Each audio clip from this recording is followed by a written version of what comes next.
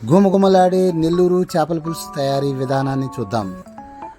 ముందుగా మనకి నెల్లూరు చేపలు అందుబాటులో లేవు కాబట్టి గోదావరి నుంచి తెచ్చినటువంటి లైవ్ ఫిష్ని మనం చక్కగా తరిగి శుభ్రం చేసుకుని ఒక గిన్నెలోకి తయారు చేసుకోవడం జరిగింది. ముందుగా ఆ గిన్నెలోకి ఆ చేప ముక్కలు తీసుకుని దానిలో మన గుంటూరు కారాన్ని ఒక 6 చెంచాల వరకు వేసి దానిలో ఒక చెంచా పసుపు వేసి మరలా ఒక స్పూన్ అల్లం వెల్లుల్లి పేస్ట్ను కూడా వేసి బాగా తగినంత ఉప్పును వేసి కలిపి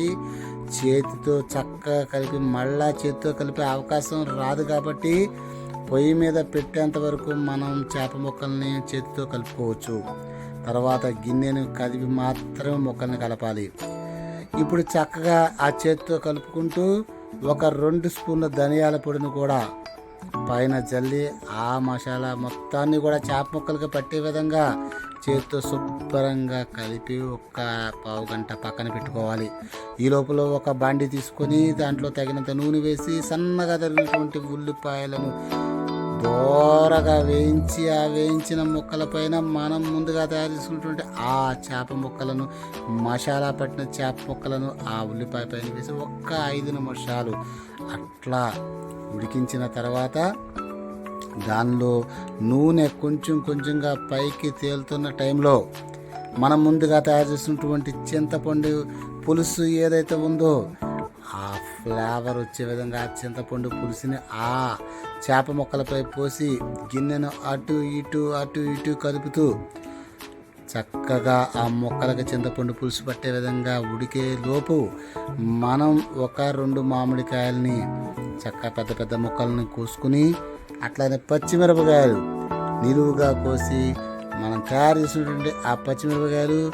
అట్లానే ఆ మామిడి ముక్కల్ని కూడా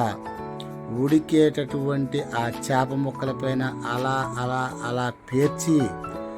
ఒక్క 10 నిమిషాలు అలా ఉడికించినట్టయితే గుమగుమలాడేటటువంటి నెల్లూరు చేపల పులుసు వాసన మనం ముక్కుల్ని తాకుతూ ఎప్పుడు అన్నం తిందామా అనే లోపల కొద్దిగా గరం మసాలాను కూడా మనం పైన వేసుకుని ఒక్క 5 నిమిషాలు ఉడకనివ్వాలి. ఉడికి దించేలోపు మనం కొద్దిగా కొత్తిమీరను కూడా వేసుకుని ఆ కొత్తిమీర కూడా చక్కగా ఫ్లేవర్ ముక్కలకు పట్టే విధంగా మూత పెట్టి ఒక్క 10 నిమిషాలని మనం అలా వదిలేసినట్టయితే ఈ నెల్లూరు చేపల పులుసు యొక్క గుమగుమలాడే వాసన బయటకు వచ్చే టైంలో మనం ఆ చేపల పులుసు యొక్క సంతోషాన్ని మనం ఆస్వాదించే సమయం రానే వచ్చేసింది. చేపల పులుసు రెడీ అయిపోయింది. Please like, share and subscribe.